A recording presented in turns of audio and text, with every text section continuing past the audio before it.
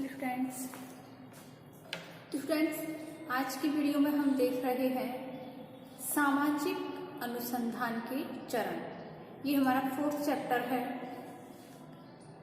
इसके अंतर्गत जो हमारी सामाजिक समस्याएं होती हैं, जिसका हम वैज्ञानिक तरीके से अध्ययन करते हैं, तो सामाजिक समस्याओं के वैज्ञानिक पद्धति के द्वारा अध्ययन करने के जो चरण होते हैं, आज हम इनसे अवगत होंगे कि सामाजिक अनुसंधान के अंतर्गत वैज्ञानिक पद्धति के द्वारा अध्ययन करने के जो निम्न चरण हैं वो क्या है। तो कोई भी सामाजिक समस्या हो, इसका हम अध्ययन अगर वैज्ञानिक पद्धति से करते हैं तो वह अध्ययन वैज्ञानिक कहलाता है। तो वैज्ञानिक पद्धति के द्वारा जो हम सामाजिक समस्याएं हैं, सामाजिक जो घटनाएं हैं, इनका अध्ययन करने के लिए जिन चरणों से निकलते हैं वो क्या चरण हो सकते हैं। तो हमारे जो विभिन्न समाजशास्त्री हैं, उन्होंने अपने अपने अनुसार अनेक चरण बताए हैं, अपने अपने सोपान बताए हैं। किसी भी पद्धति या कार्य विधि के कई सारे चरण हो सकते हैं, जिनसे होकर के एक अनुसंधानकर्ता को, एक अध्ययनकर्ता को उन चरणों का उपयोग करके अध्ययन करना होता है, यानी कि उन सोपानों से होकर गुजरना पड़ता है। एक चरण से दूसरे चरण में, दूसरे चरण से तीसरे चरण में, इस प्रकार से सब चरणों का उपयोग करते हुए वह आगे बढ़ता जाता है। तो सबसे पहले आता है हमारा समस्या या विषय का चुनाव, यानी कि कोई भी अनुसंधान करता हो, कोई भी अध्ययन करता हो, केवल मस्तिष्क में सोचने से या कल्पना मात्र से ही वह किसी भी समस्या का चुनाव कर लेना सही नहीं होगा। उसे भली भांति यह जानना अति आवश्यक होता है कि हम जिस समस्या का, जिस घटना का अध्ययन कर रहे हैं, क्या इस घटना के साक्ष्य, तथ्य हमें प्राप्त हो सकते हैं। क्या यह समस्या अध्ययन करने के बाद इसके तथ्य हमें प्राप्त हो जाएंगे, या इसके हमें साक्ष्यों की जरूरत पड़ेगी तो वह प्राप्त हो जाएगी। ये जिन प्रविधियों का हमें इसके अंतर्गत उपयोग करना है, जिन यंत्रों का उपयोग करना है, जिस विधि का उपयोग करना है, क्या वह इस समस्या के लिए उपयुक्त है। तो इस प्रकार से एक अच्छे अध्ययनकर्ता को समस्या का चुनाव करते समय बहुत सावधानी बरतनी चाहिए। एक अच्छा अध्ययनकर्ता वही होता है जो समस्या का और उससे संबंधित विषय का भली भांति से अध्ययन कर सके, ठीक प्रकार से उस समस्या का चुनाव कर सके। क्योंकि जो समस्या का चुनाव होता है, समस्या का जो अध्ययन होता है, वह एक विषय ऐसा होना चाहिए जिसमें शोधकर्ता होता है, जिसमें जो अध्ययन करता होता है वह निपुण हो, उसमें योग्यता प्राप्त हो, उस चीज के बारे में वह अधिक दिलचस्पी रखता हो, जिसके बारे में उसे थोड़ा बहुत पूर्वानुमान हो।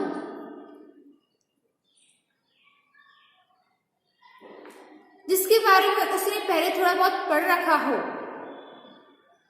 सुना हो पहले उसके बारे में, उस प्रकार की समस्या का, उस प्रकार की घटना का उसे चुनाव करना चाहिए अपने अध्ययन क्षेत्र के लिए। क्योंकि जो अध्ययन किए जाने वाला जो विषय होता है, उससे संबंधित कोई और शोध उपलब्ध नहीं हो सकते हैं। उसके विषय का जो क्षेत्र होता है वह अधिक व्यापक नहीं होना चाहिए। एक अध्ययनकर्ता को यह भी ध्यान रखना चाहिए कि इस घटना के अध्ययन के लिए उसे किन प्रविधियों की सहायता लेनी होगी। तो इस प्रकार से ये जो समस्या का चुनाव होता है, यह वैज्ञानिक पद्धति के जो चरण हैं उनमें से बहुत महत्वपूर्ण सोपान है, क्योंकि ये प्रथम सीढ़ी जो है बहुत महत्वपूर्ण है। अगर हमने प्रथम सीढ़ी का चुनाव भी गलत कर लिया, यानी कि अध्ययन का चुनाव भी, अगर समस्या का चुनाव हमने गलत कर लिया, तो हम अपने अध्ययन में सफल नहीं हो सकते हैं, सफलता प्राप्त नहीं हो पाएगी हमें, क्योंकि बार बार में हम उस संबंधित समस्या के विषय में बार बार अड़चने आएंगे। तो इसलिए एक अच्छे अध्ययनकर्ता को समस्या का चुनाव भलीभांति करना होता है।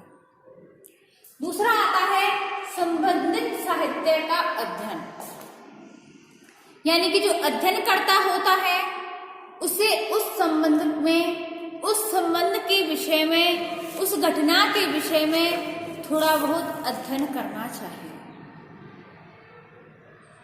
उसे पूर्वानुमान होना चाहिए। यदि अध्ययन विषय से संबंधित साहित्य का हम पुनर्अवलोकन करने के पहले ही अगर शोध कार्य प्रारंभ कर लेते हैं तो शोध प्रक्रिया के दोषपूर्ण होने की संभावना होती है, यानी कि बार बार उसमें दिक्कतें आती हैं, बार बार उसमें अड़चनें आती हैं। तो इस समस्या से बचने के लिए संबंधित साहित्य के प्रलेख, लेख, पत्र, कहानियां, कुछ पुस्तकें, इस प्रकार से जो उससे संबंधित शोध ग्रंथ होते हैं उनका उसे अध्ययन करना चाहिए, क्योंकि एक शोधकर्ता का जो कार्य होता है उन साहित्य के अध्ययन करने से कई हद तक सरल हो जाता है, उसे समस्या का अध्ययन करने में बहुत सफलता प्राप्त होती है, बहुत सहयोग प्राप्त होता है। तो इसके लिए अध्ययनकर्ता को उससे संबंधित साहित्यों का अध्ययन करना चाहिए। अगला है इकाइयों का निर्धारण, यानी कि जो अध्ययनकर्ता होता है वह स्वयं उस घटना स्थल पर जाता है और तथ्यों का एकीकृत करता है, तथ्यों को एकत्रित करता है। इकाइयों का निर्धारण करते समय इस बात का उसे विशेष ध्यान रखना पड़ता है कि उस अध्ययन से उद्देश्य संबंधित होते हैं, वे एक रूप हैं कि नहीं। उसे उन समस्याओं को, उन इकाइयों को स्पष्ट करना होता है, परिभाषित करना होता है, यानी कि जो अध्ययन की से इकाइयां हैं जैसे कि हमको देखने में सरल मालूम पड़ती है, जैसे कि निर्धनता है, बेरोजगारी है, बेकारी है, शिक्षा है, शहरी या ग्रामीण अध्ययन है। तो इस प्रकार की जो समस्याएं होती हैं हमको सरल मालूम पड़ती हैं, इनको स्पष्ट रूप से परिभाषित करना होता है। इस प्रकार से जो अलग अलग शोधकर्ता होते हैं, सूचनादाता होते हैं, इनका अलग अलग तरीके से अपना अपना अर्थ निकालते हैं, इनके अलग अलग स्वरूपों को समझाते हैं। इसके बाद आता है प्राकल्पना का निर्माण। प्राकल्पना यानी कि जो अध्ययन करता होता है वह अपने मस्तिष्क में उस संबंधित समस्या के विषय में एक प्राकल्पना का निर्माण करता है, जो कि उसके मस्तिष्क में चलती रहती है।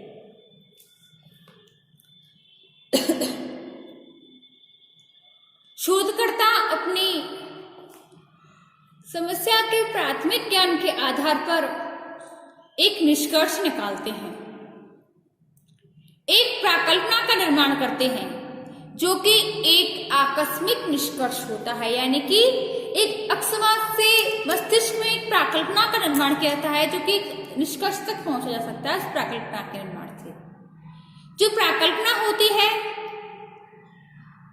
उससे प्रामाणिकता की परीक्षा भी की जा सकती है। शोधकर्ता के एक शोध के द्वारा प्राकल्पना का भी परीक्षा करता है, अध्ययन समस्या के बारे में प्रारंभिक विचार करता है, वैकल्पिक तैयार करता है, इसके बाद वह उस प्राकल्पना का निष्कर्ष निकालता है। प्राकल्पना होती है वह जो अध्ययनकर्ता को दिशा निर्देशन का कार्य करती है, दिशा दिखाती है, एक अच्छी दिशा का प्रदान करती है, शोध कार्य के क्षेत्र को प्रकट करती है, शोधकर्ता जो अंधकार में इधर उधर भटकता है उसे अंधकार में भटकने से बचाव करती है। इसके बाद आता है अध्ययन क्षेत्र का निर्धारण।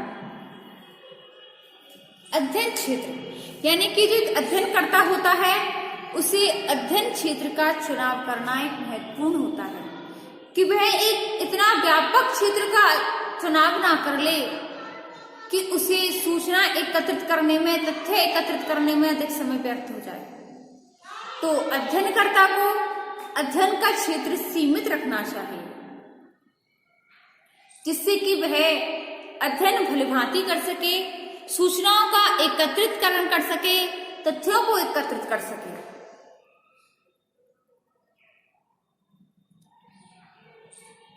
अध्ययन का जो क्षेत्र होता है वह स्पष्ट निर्धारण कर लेना चाहिए।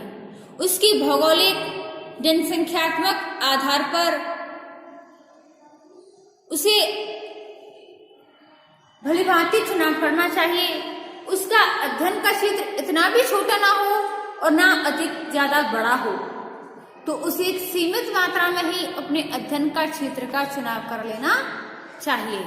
इसके बाद आता है सूचनादाताओं का चुनाव,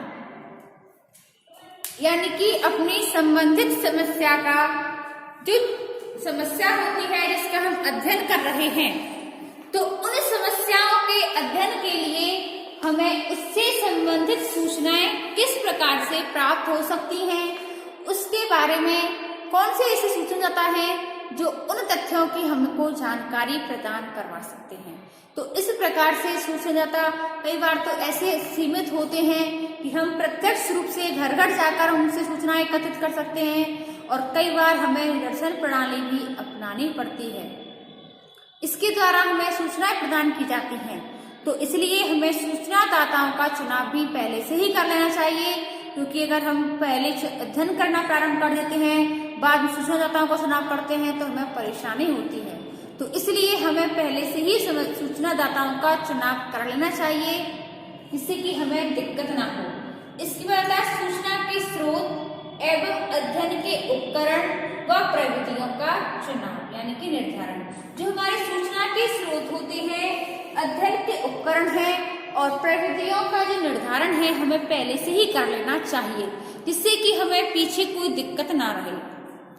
हमें किस प्रकार की प्रविधि का उपयोग करना है, साक्षात्कार करना है, निदर्शन प्रणाली अपनानी है, प्रश्नावली अपनानी है, इस प्रकार के हमें प्रविधियां जो हमें कौन सी इस सूचना अध्ययन में काम में लेनी है, इसका उपयोग हमें, इसका चुनाव हमें पहले से ही कर लेना चाहिए। इसके बाद आता है उपकरणों एवं प्रविधियों का पूर्व परीक्षण तथा अग्रगामी अध्ययन, यानी कि हम जिन उपकरणों का उपयोग कर रहे हैं, जिन प्रविधियों को हम अपने अध्ययन में सम्मिलित कर रहे हैं, इसका हमें पूर्व परीक्षण यानी कि पहले से ही परीक्षण कर लेना चाहिए जिससे कि हमें पीछे दिक्कत ना रहे। इसका पूर्वानुमान पहले से ही लगा लेना चाहिए कि हम जिन यंत्रों का, जिन प्रविधियों का उसमें उपयोग कर रहे हैं क्या वे इस समस्या के चुनाव के लिए सही हैं या गलत हैं। तथ्यों का अवलोकन एवं संकलन, कोई भी समस्या हो, कोई भी परेशानी हो, कोई भी घटना हो, इसके अध्ययन के लिए जो हमें तथ्य एकत्रित कर रहे हैं, इसका अवलोकन अध्ययनकर्ता को स्वयं ही कर लेना चाहिए। अवलोकन यानी कि सूक्ष्म तरीके से उसको ढूंढना, देखना। तो अध्ययनकर्ता की जिम्मेदारी होती है कि उन तथ्यों का अवलोकन स्वयं करे, उनका संकलन करे यानी कि उनको एकत्रित करे। तथ्यों का संपादन, संकेतन, वर्गीकरण एवं सारणी। तो जो अध्ययनकर्ता होता है उसको तथ्यों का एकत्रित करे, उनको समान वर्गों में डिवाइड करे, उनका वर्गीकरण करे और सारणीकरण करना भी अध्ययनकर्ता की महत्वपूर्ण जानकारी होती है, महत्वपूर्ण जिम्मेदारी होती है। तथ्यों का विश्लेषण एवं विवेचन, जो अध्ययनकर्ता होता है तथ्यों का उसे विश्लेषण करना चाहिए, उनका विवेचन भलीभांति करना चाहिए जिससे कि अध्ययनकर्ता को जिस समस्या के बारे में हम जानकारी कर रहे हैं, जिस घटना का हम अध्ययन कर रहे हैं उसके बारे में हमें घटना में अध्ययन कर लेना चाहिए। उसकी जो विश्लेषण होती है, उनकी जो व्याख्याएं होती हैं, एक अध्ययनकर्ता को सूक्ष्म तरीके से पहले से ही कर देनी चाहिए। सामान्यीकरण एवं नियमों का प्रतिपादन, हमें सामान्यीकरण करना चाहिए। जिन जिन नियमों का हम प्रतिपादन कर रहे हैं उनकी पूर्व व्याख्या कर देनी चाहिए। प्राकल्पना का निर्माण करना चाहिए, तभी हम एक अच्छा जो अनुसंधानकर्ता होता है, अध्ययनकर्ता होता है, वह तभी एक वैज्ञानिक तरीके से अपने अनुसंधान के कार्यों को कर सकता है, जिससे कि उसे किसी भी कार्य में पीछे दिक्कत ना हो, परेशानी का सामना न करना पड़े। इसके लिए अध्ययनकर्ता को पहले से ही भलीभांति इन सामाजिक अनुसंधान के चरणों का उपयोग करके ही अपने अध्ययन को पूर्ण करना चाहिए। तभी अनुसंधानकर्ता का अनुसंधान का जो कार्य होता है वह संपूर्ण हो सकता है, नहीं तो उसे बीच में दिक्कत आती है, वह अपने मार्ग से भटक जाता है। तो वह अपने मार्ग से ना भटके, इसके लिए सामाजिक अनुसंधान के जो चरण है, उन जो सोपान दिए गए हैं, इन चरणों से होकर गुजरे, इन चरणों का उपयोग करते हुए अपने अनुसंधान कार्य को संपन्न करे तो उसे दिक्कत नहीं होगी। तो स्टूडेंट्स, आज की वीडियो में बस इतना ही। आज की वीडियो में हमने सामाजिक अनुसंधान के चरण देखे हैं। इसके बाद इससे आगे हम देखेंगे अपनी नेक्स्ट वीडियो में।